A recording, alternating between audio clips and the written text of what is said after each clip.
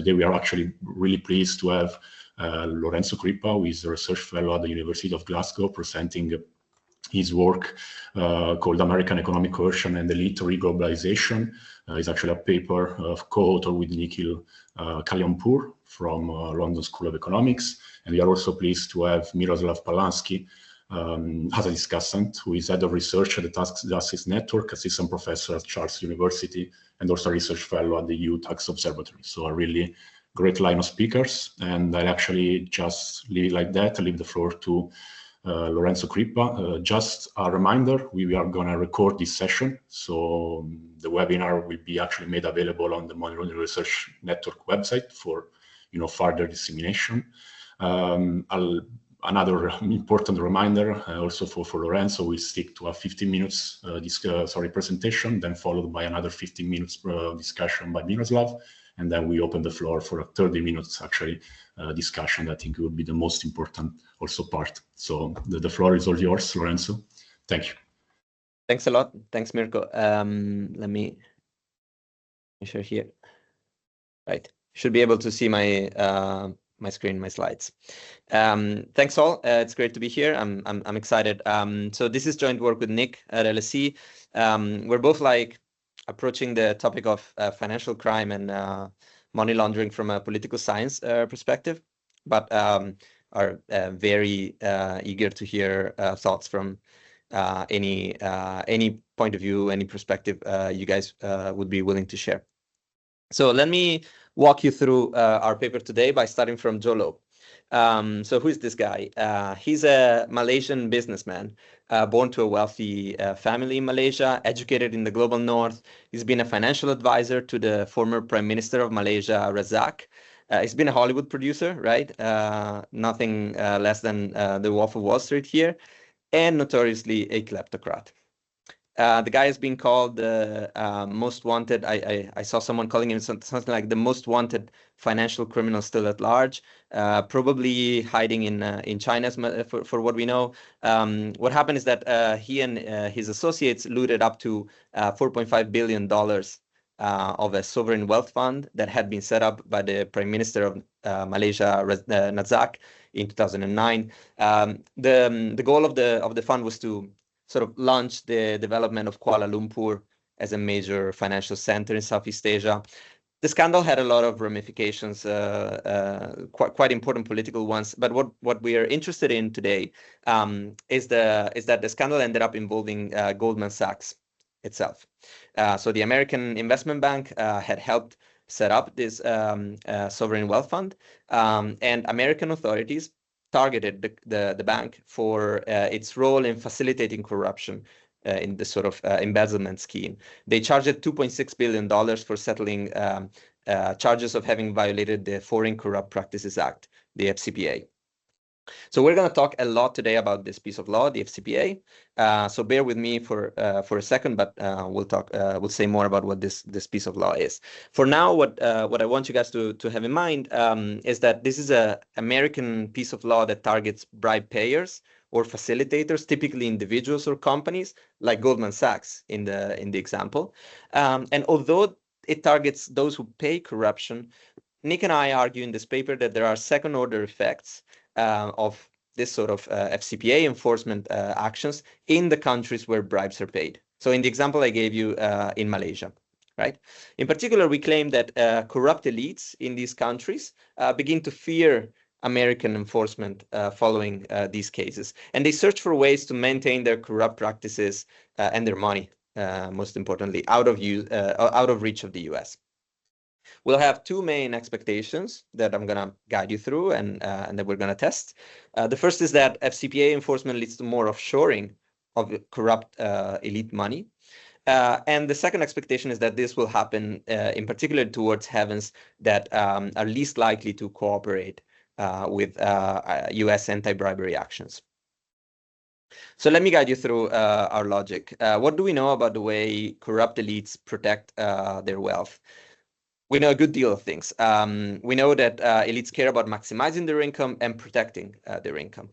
Lots of work on this. What's interesting for us is that a lot of it is about access corruption and forms of grand corruption, right? Which is exactly the type of transactions that we are focusing on in this paper. We know as well, and I guess I don't have to say it in this audience, that linkages to foreign jurisdictions and often foreign corporations can work as ways to maximize income and protect wealth. And tax havens play a crucial role from this point of view. So we know that elites have means and ways to create and protect their wealth, especially by leveraging these international connections. What Nick and I do here is bring in the US and US anti-corruption enforcement in the picture. Most of the work that I very quickly mentioned tends to focus on threat of predation by the home state, right? Where elites are threatened, their wealth is threatened by home state enforcement. However, corrupt elites are globalized. They're embedded in these international financial networks, which they exploit to create and maintain their wealth. And so we bring in, from leveraging this point of view, we bring in literature in political science on weaponized interdependence. So namely this idea that these very international economic networks can become tools of economic coercion and foreign policy, like we saw, for example, being done by the US in several cases. And we claim that the FCPA, this piece of law that we study, is particularly relevant from this point of view. So let's spend a couple of words about this. What is this law? It's an act that was passed in 1977 that makes bribery of foreign government officials by American companies or individuals illegal. It was passed in the 1970s, but it saw a steadily increasing enforcement starting from the late 1990s. The reason why enforcement changed in the late 1990s is linked to the passage of a major international agreement, the OECD Anti-Bribery Convention, on which I can't say too much now for time concerns, but I can talk more in the Q&A if you're curious. It's an agreement that is nowadays signed by 45 members. It mandates these countries to adopt FCPA-like policies to prosecute or criminalize foreign corruption. And most importantly for us, countries that are under this regime have to share information with each other in anti-corruption cases. What's relevant from this point of view is that they have to cooperate with the US in FCPA cases, in anti-corruption cases. The existence of this regime enabled the US to become a sort of a global policeman, the global sheriff of anti-corruption, regularly enforcing the FCPA now against American and non-American companies as well. So why is this all important? We claim that when the US enforced the FCPA, a sort of a fear factor logic is generated. We assume that elites have some certain economic ties to the US. So, for example, in the example I gave before, Malaysian elites have some economic ties, some linkages to the US, either because they transact in dollars or through connections with American corporations. Because FCPA cases can uncover other corrupt deals, and because the target of a CPA case is often repeats over time, and it becomes easier for the US to prosecute the same country or prosecute corruption happening in the same country due to economies of scale and sort of information availability. We claim that FCPA cases alert local elites that the US is a likely threat to their corrupt deals.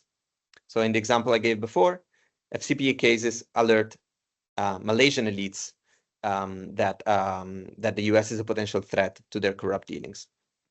And we claim that the likely effect of this is an attempt by elites to move their money abroad in order to obfuscate transactions and create new income and make it harder to detect where the money really resides, so protect their wealth in a sense.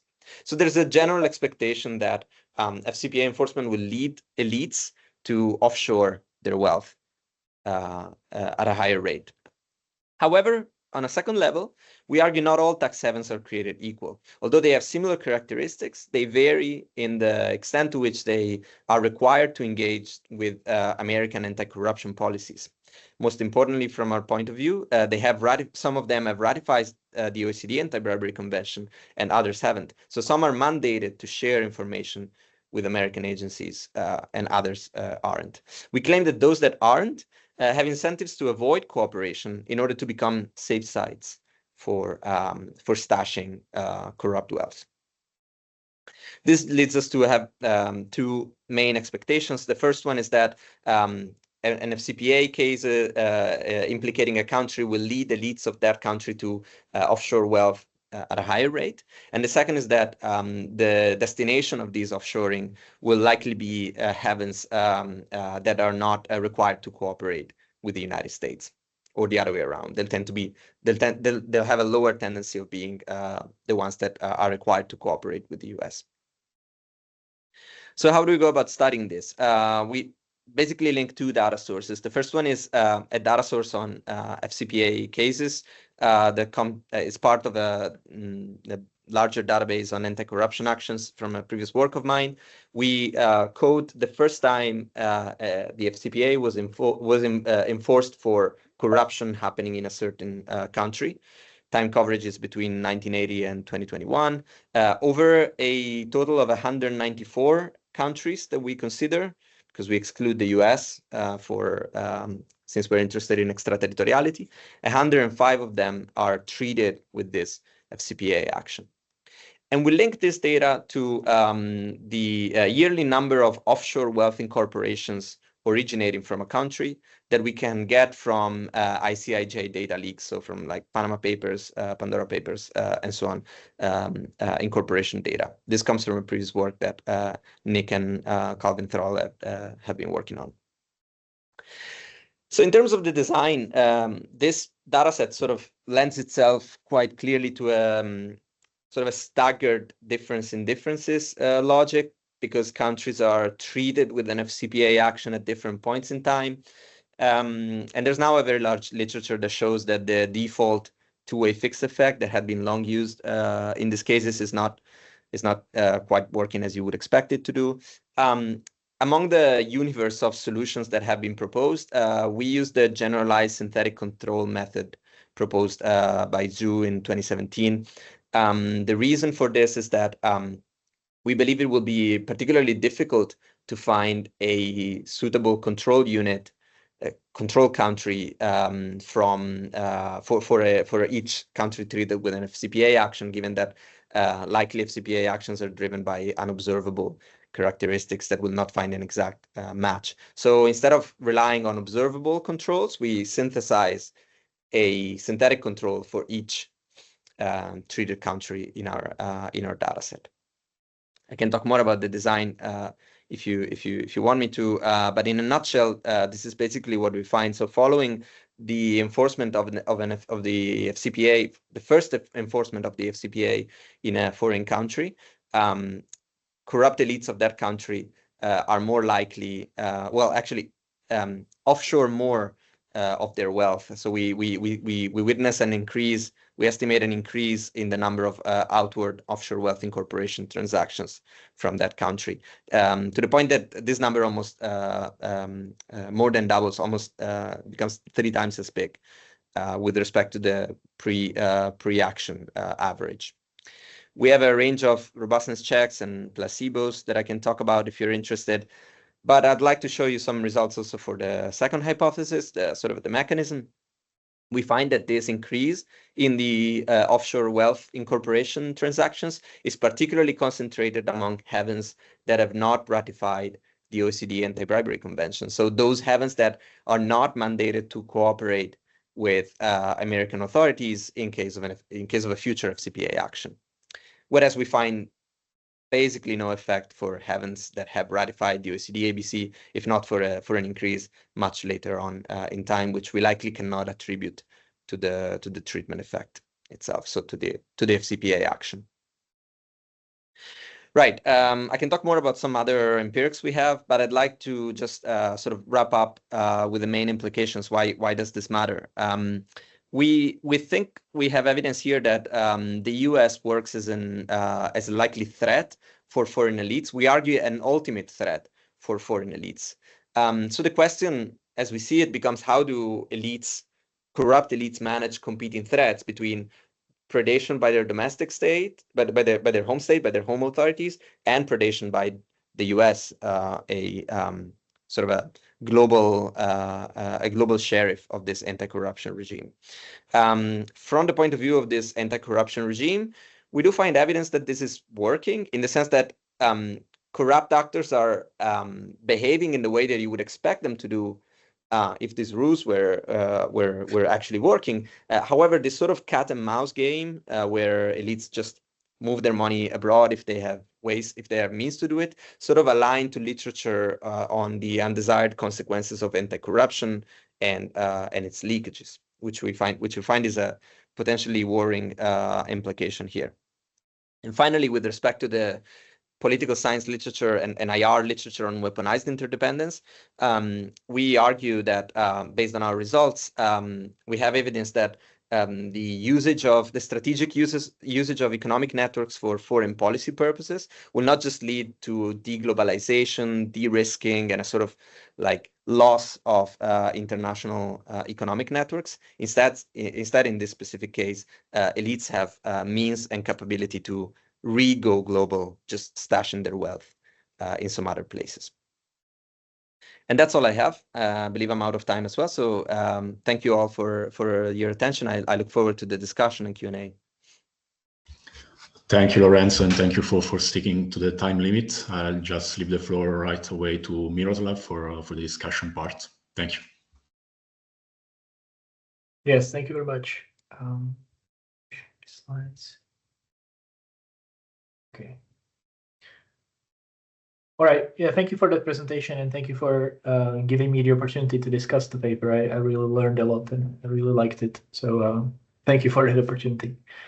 I have a couple of slides here with notes. I think there's a lot to like about this paper. I really think it's in a quite an advanced stage. We discussed it a bit before. Sometimes it makes for a great read, and I think it's an extremely important area of research about extraterritorial economic coercion.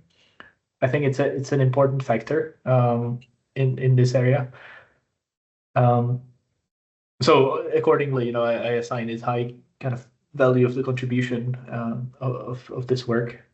We all know the data from the leaks, and we all love it. So I just wanted to highlight that point, that I'm really glad to see more work stemming out of that, and I think we have learned so much from the leaks data, and we continue to be doing so in this paper.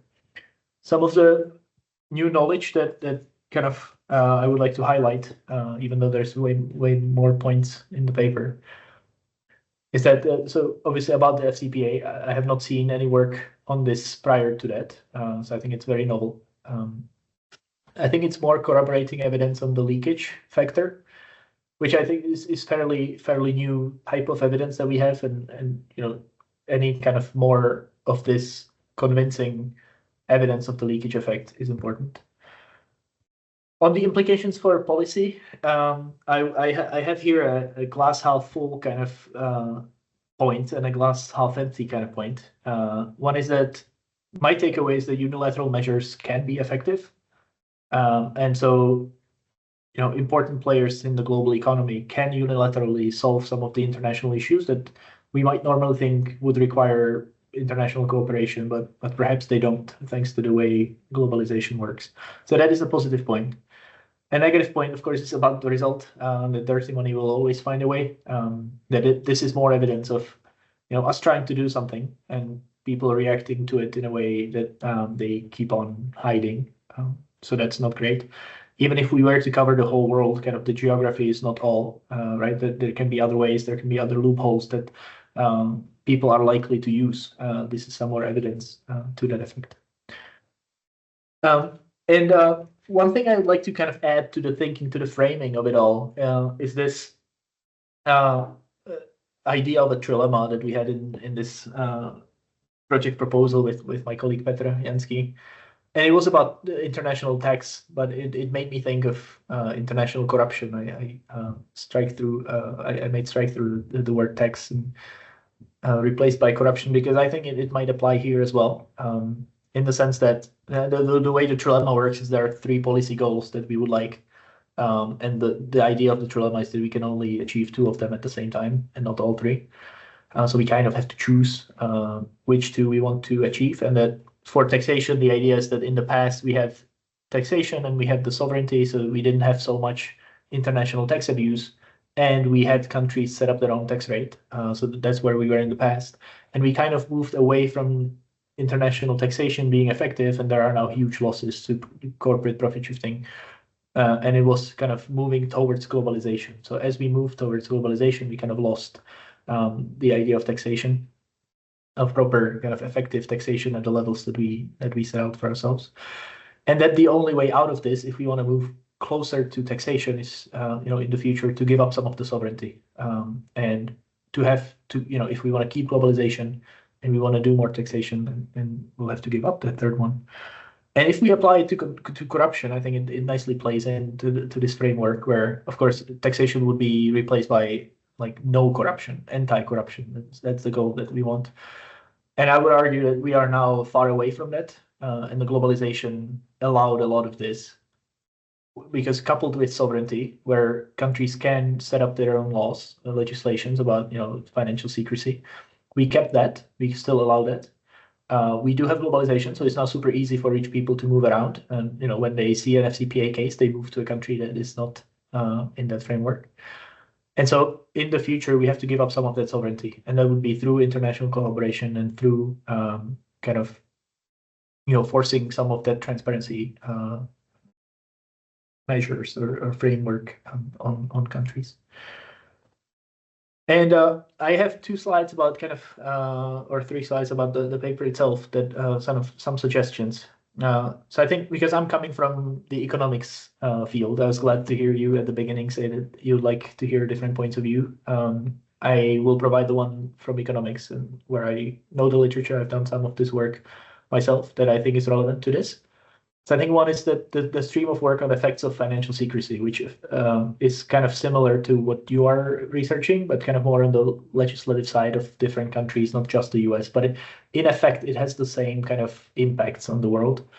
And there is kind of one big evidence in that literature is of this leakage effect, and that was for information exchange on request. It's a paper from 2014 when those exchanges really started to take off, which I think is nice kind of to mention in the paper to corroborate that you are kind of providing a corroboration of that leakage effect. It doesn't apply so much, this leakage effect, to automatic information exchange, which I think is a nice kind of spin to it. That maybe that's a policy recommendation stemming out of it. That it seems that the FCPA has some of this leakage effect, and there are ways kind of to do FCPA style legislation, but properly, which perhaps wouldn't lead to the leakage. Even though there is some more recent evidence that bank deposits do indeed react to automatic information exchange, but there are some other types of assets that don't so much. And so the idea here is that maybe the leakage effect, if we cover the whole world with a proper policy, maybe the leakage effect will not be from jurisdiction to jurisdiction, but maybe people will find different ways of doing the things they want to do.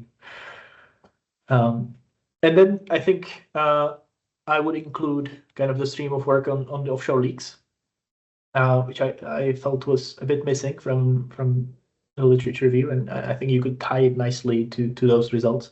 I think the biggest kind of the most relevant paper here is the Johannes and Stolper Journal of Law and Economics 21, where they show the deterrence effect, which is exactly what you're showing here, right? There is an FCPA case in a country, and that deters other people from using that country for corruption purposes.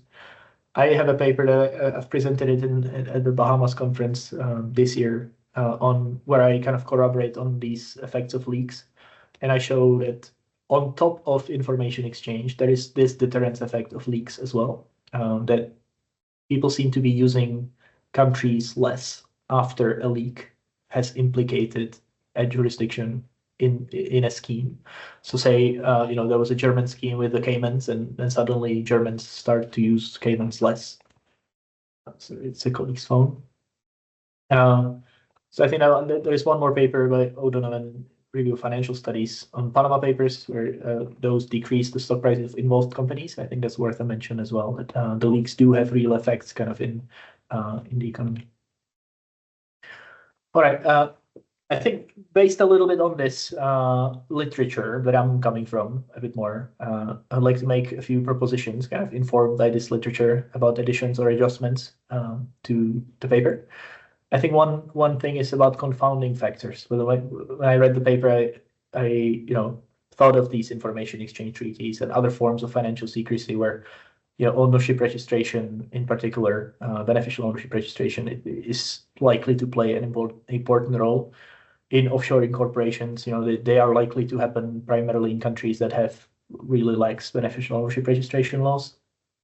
So I was thinking of ways of including it in the analysis somehow. You could look at some other outcome variables, even though I realized that might be another paper. And that would be mainly to kind of clarify the scale of things. One thing I was missing, and I'm sure that, or I'm not sure how you could do it with the setup that you currently have with the offshoring corporations, because there is no information on the scale of the business activity or the scale of money that is involved, right, with the offshoring corporations, because you can incorporate and then not do much, right? Maybe it's $1 million, and then the other incorporation is worth $200 million. And you have no kind of estimate from the leaks, as far as I know, of this scale, which is a pity. And corroborating the same kind of analysis, just using a different outcome variable, might be empirically easy for you. It might give us a sense of how much money is at stake. I'm listing here some of the outcome variables that came to mind. And then I need to do a little advertisement for the secrecy scores of the Financial Secrecy Index, which I think could be also incorporated in the analysis in a more kind of prominent way.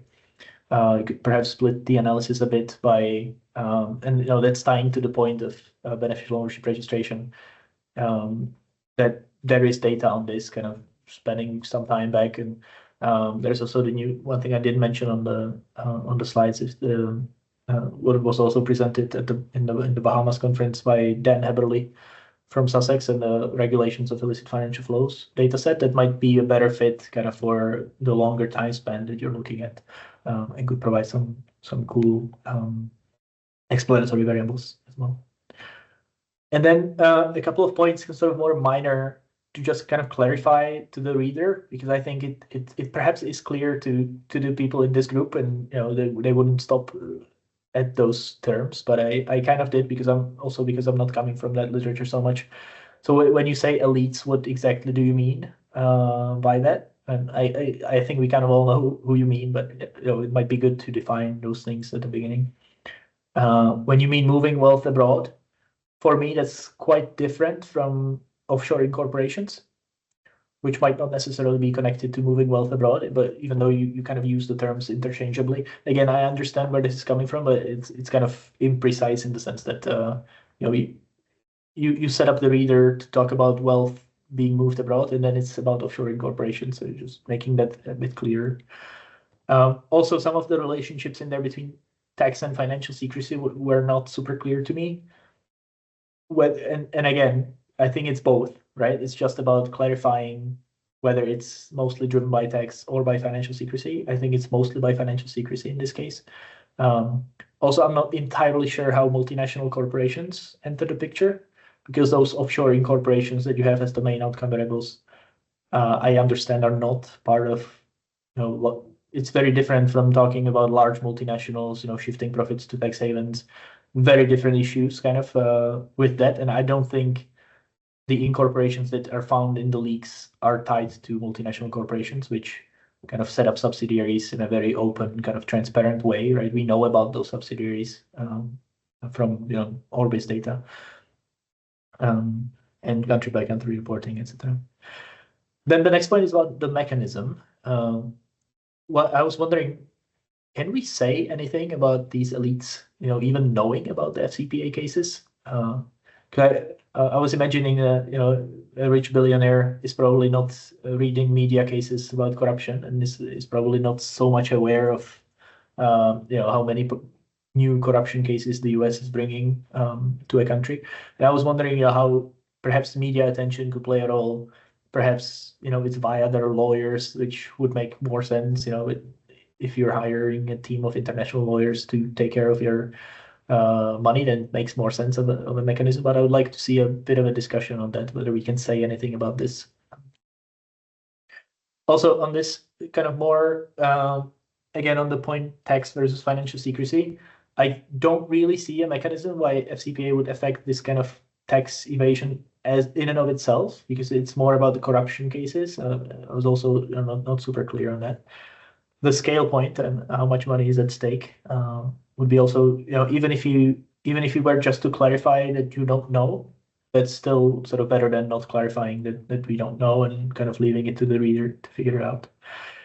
And then my last point is about external validity from the leaks data, kind of connected to this. So how much can we transfer this to other policies? Basically, this is tying back to my policy implication that I was thinking of as I was reading the paper, in the sense that if we do another policy of similar sorts, say if the EU does something on this, even in another field, not corruption, but say some completely other thing, arms dealing or terrorist financing or something like this, could we expect kind of the same response by the people involved, or how much can we say about that?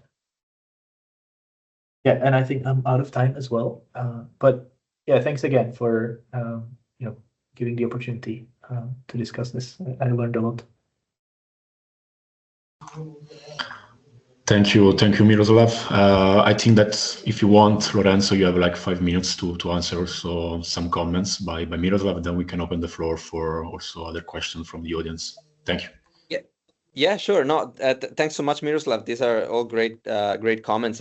They're surely going to be super useful. Literally all of them. I won't go point by point. I feel like I speak also for Nick when I say that we take everything on board. Very good point. I particularly like the suggestion to engage with econ literature that you're mentioning. That I think would enrich the paper. I can maybe say a couple of things on the last slides about the clarifications. I think you touched on very good sort of weak spots in the paper when you ask like, okay, who are the elites? What does it mean to move wealth abroad? Is it the same as incorporating wealth offshore? The reason why we're keeping this sort of arguably vague at the moment is due to the outcome variable data that we have, right? So we can't really know much about who exactly is sending this money abroad, nor exactly what the size of this transactions are. So in a way, we kept this like general framing about corrupt elites to sort of get an all-encompassing, if you want, albeit imprecise terminology. But I definitely take it on board. I guess we should probably include a bit of a discussion about exactly what we are likely observing with the data. Maybe we could sort of like, I like your suggestion to look at these other outcomes and the financial secrecy index as well. So maybe we can leverage some of that data to sort of get a better sense at exactly what we're witnessing here. I also like your idea of sort of like problematizing what we can say about whether elites know about FCPA cases. You mentioned media attention or international lawyer hires. I thought maybe while you were speaking, I thought maybe one thing to do might be to look at more egregious cases. We have covariates on like the size of the penalties or the size of the corruption, the estimated size of the corruption case. So maybe we can look at that to sort of get a sense of how big these cases are. I take everything on board. I would like to hear if there are further thoughts in the audience. And thanks a lot, Miroslav. Again, these are one last thing. If you could send your slides, thanks a lot. Thank you, Lorenzo. We can start with questions. There is also already Julia, Joras, and then Mike. So plenty of questions for you. Thanks. So I thought this paper was really interesting, and I had a comment similar to this idea about when do people know and what do they know.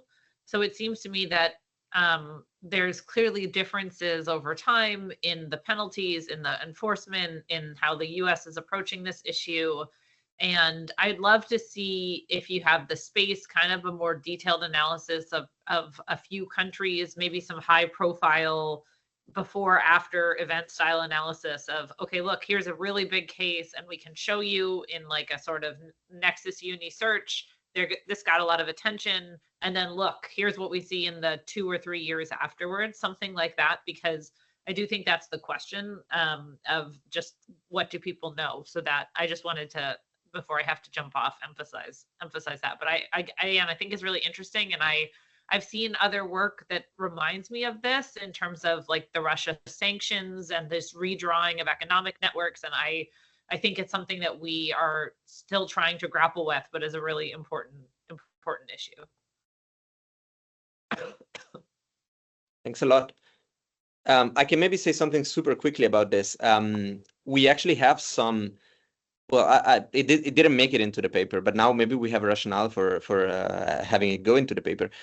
We actually have a sort of a before-after decomposition of our effect, where we look at how things changed after the major Siemens FCPA scandal in 2008, I believe, or 2006, one of the two.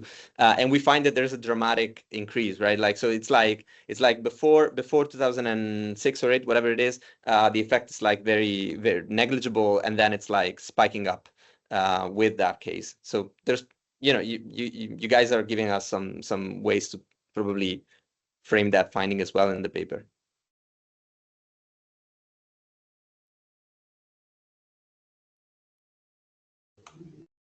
Yeah, Joras, go on. Sorry. Thanks a lot for this. Great stuff. And then I talk about the paper, the presentation, and the discussion by Mirek, clearly. So, well, maybe let me start with an introductory question and then follow up on that. So you talk about the source of your data, and of course it's a huge data set when we talk about 275,000 offshore companies. But I was wondering, do we have a clue on how big this whole market is, and so how big this fraction is? Are we looking at 90% of the offshore companies, or are we looking at 10% of the offshore companies? Do you have a hunch on that? Because that's not really in the paper at the moment to give the reader a feel on how well this coverage is. It's of course an impressive number, but how does it relate to the total? Do you have a clue on that, Lorenzo? I myself not really. I think we can perhaps leverage literature that can say something about this. But it's a very good point, and I take it on board fully. I mean, we use this because it's observable, but Indeed, we definitely have a point. We have to sort of like put it against the background of what we're like not obsessing. The thing I was worried most about is that the offshore companies that show up in these leaks might be the more, let's say, dubious ones, the ones that are more volatile and might react quicker to these kind of things. If you say, let's say these are 10% of the offshore companies and they are the ones that react mostly, then if you include the other 90% and you talk about the effect in percentages, you say double the amount or half the amount, then there is a sort of denomination effect. If this very stable amount of offshore companies gets added to the data, the size of the effects only becomes much smaller. So if that's the case, and okay, I'm using a lot of assumptions here, but if that's the case, then you're overestimating the effect. And this might be worrying. So I expect not that you can fix this. Clearly you've looked around for good data, but you can at least tell the reader about this possible limitation that might be there, and that you might be overestimating the effect if you're just looking at percentage change. Yeah, maybe. Yeah, very good point. Maybe Miroslav's suggestion to look at other outcomes could be one way to sort of like, you know, hopefully if we get something similar there, then we can sort of back up the logic, right? Yeah, or just not only talk about percentage change, but also actual number of change. Because that stays the same. That might be an underestimation if you think about all the ones that you don't have in your data set. So then you have a sort of underestimation and an overestimation, which can at least help the reader to get a feel of how big the effect really is. Yeah.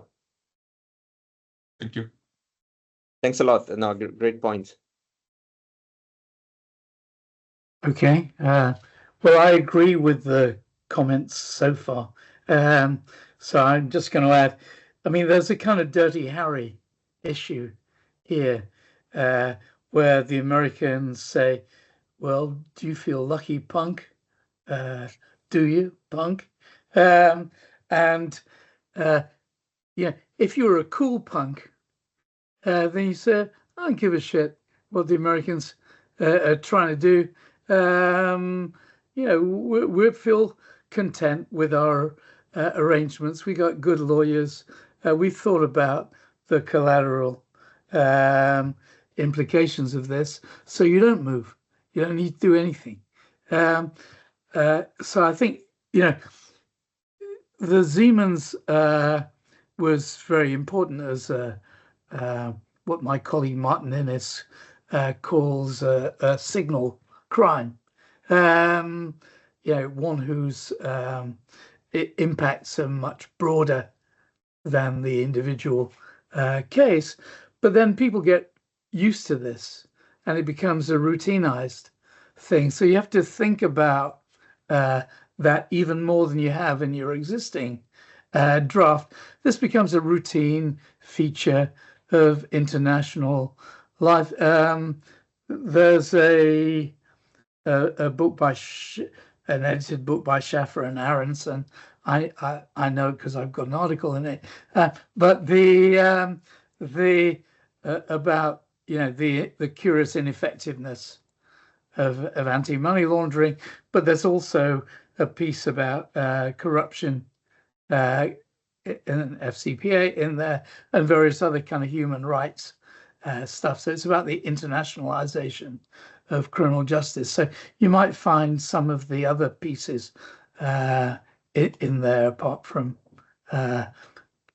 Terry Halliday, mine and Peter Reuter's of interest. But the I just thought,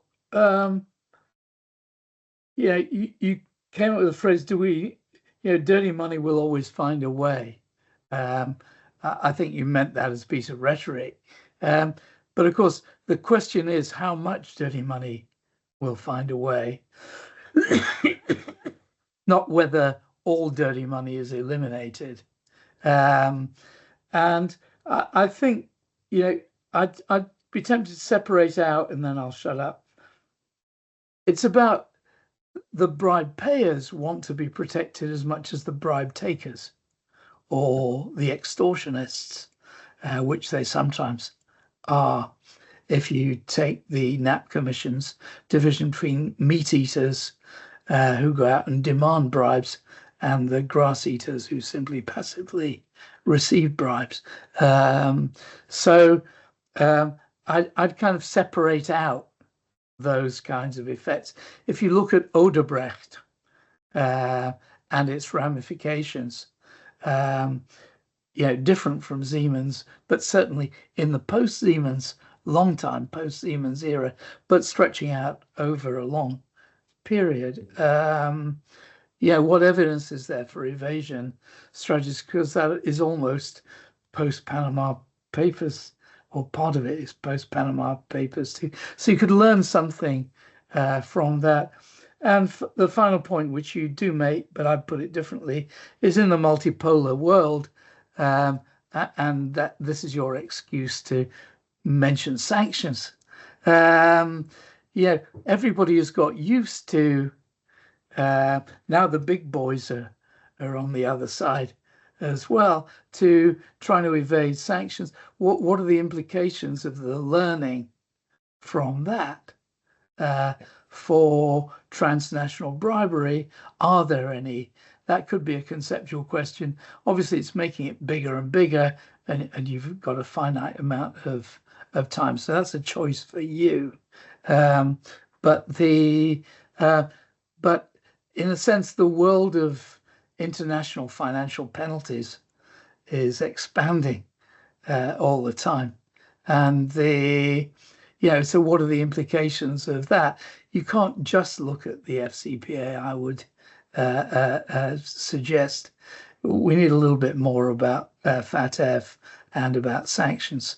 in this process, because it's what makes countries more or less vulnerable rather than invulnerable. Yeah, a bit less binary.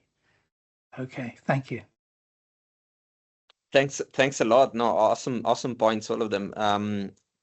I got some thoughts on some of these, but all really valuable. So on the routine logic, I think we have evidence of exactly what you're saying. So we have a bit of a test in the paper where we compare countries that got involved in an FCPA case only once vis-a-vis against those that got involved like multiple times, and it seems like the effect is really slightly bigger for cases that were where countries were involved only once. So it really seems like there's a first treatment sort of effect, right? That like the first time you get an FCPA action, that's the one that really marks sign, and then after that it likely becomes like routine, and there's no like additional fear factor as you're sort of mentioning. Many thoughts on this like idea of like looking at other sanctions. Yeah, we're actually looking at pushing this project further with new papers exactly in that direction. So you're touching on a spot that we're planning to work on. And on the logic about whether it's about bribe payers or bribe takers, that's such a that's such an important one. We fought with this quite some time, trying to get a sense of, again, like I'm going back there, right? Like, so what are we seeing? Are we seeing the multinationals rerouting bribe payments, or like possibilities for bribe payments through tax havens, or are we witnessing bribe takers, corrupt elites who just like stash their wealth abroad? We can't really get a lot at that with the data we have. We have some tests that sort of suggest that it's rather the latter. So it's rather this bribe takers logic rather than multinationals rerouting corrupt activities.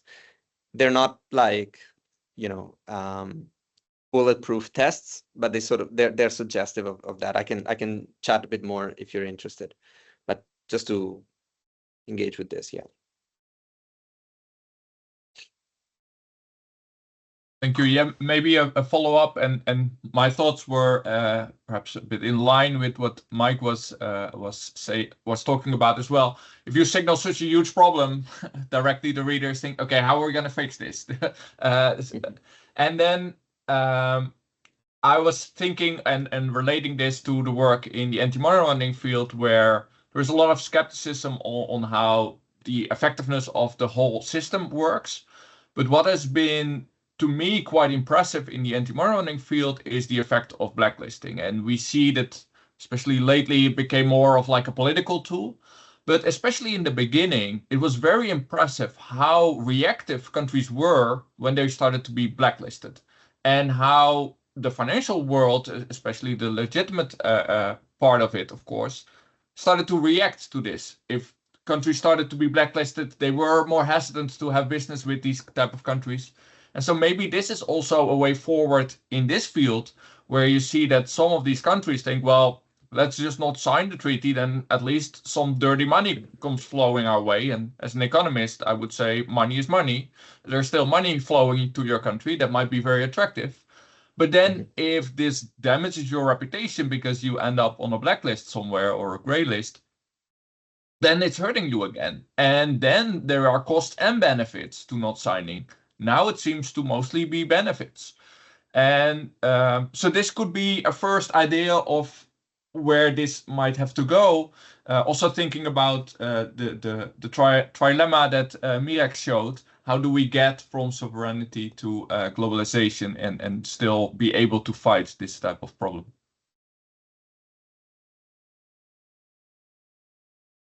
Yeah, great thoughts as well.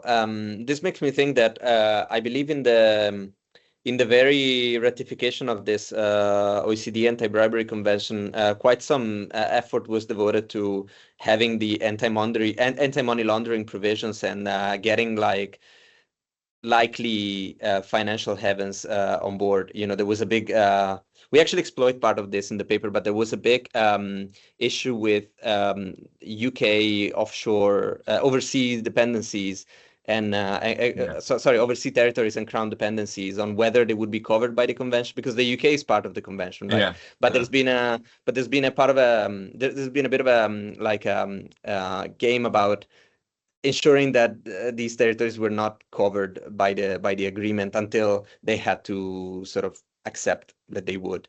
So there's definitely is this logic about you know, trying to stay out as much as possible, but then, you know, reputational pressures come in the picture.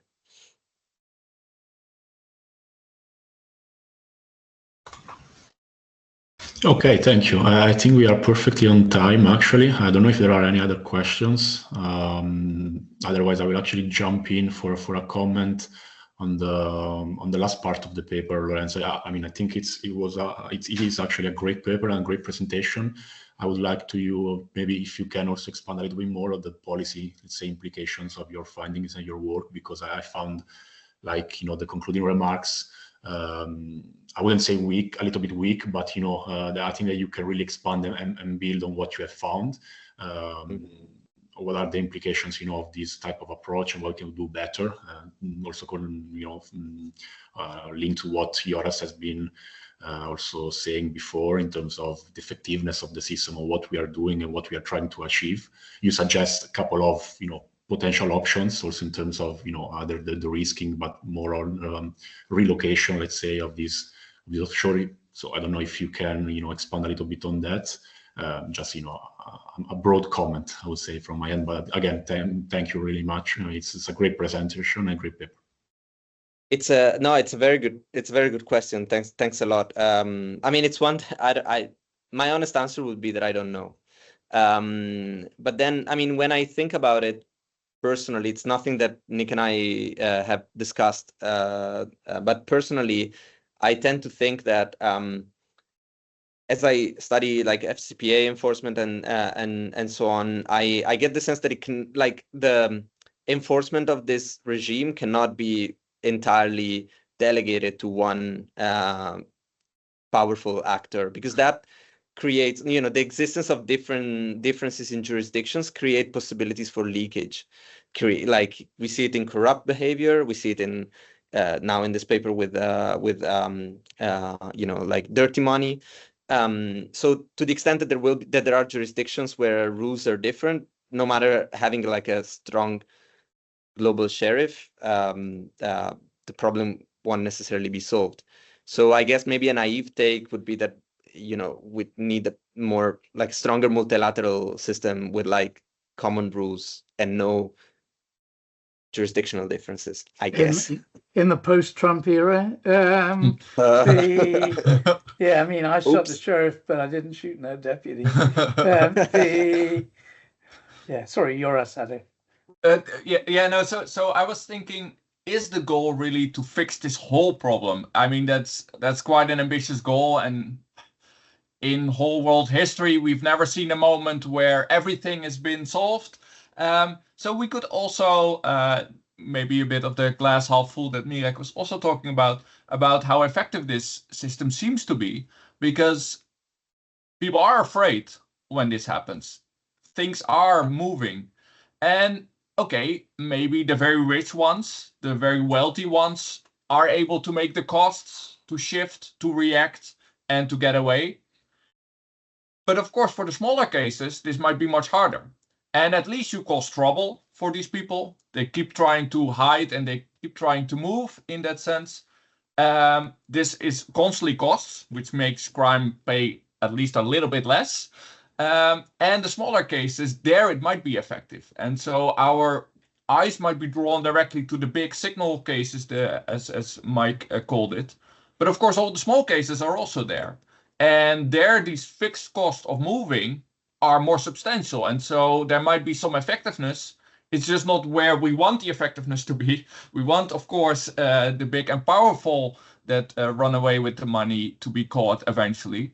And they might indeed find a way to always get away from it. But the smaller ones might have trouble to keep getting away and might find it more burdensome to constantly make these costs. So maybe a bit of a positive note.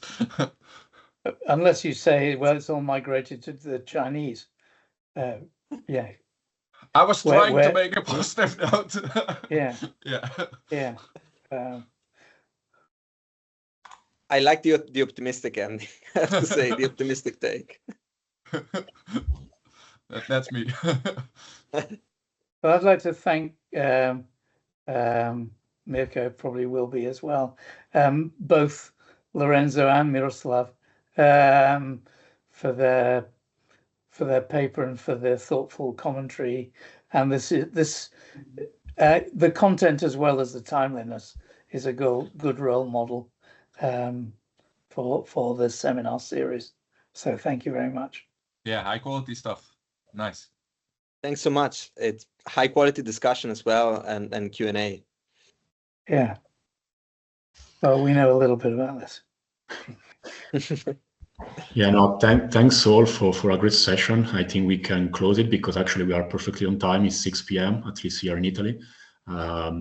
So it's perfect. Thanks again for everything, and we actually will circulate soon some information for the next webinar in December and for all other activities related to Money Laundering Research Network. So stay tuned and have a good evening and wherever you are actually. Thank you very much. Pensaremos a muerte. Thanks. Bye. Ciao. Yeah.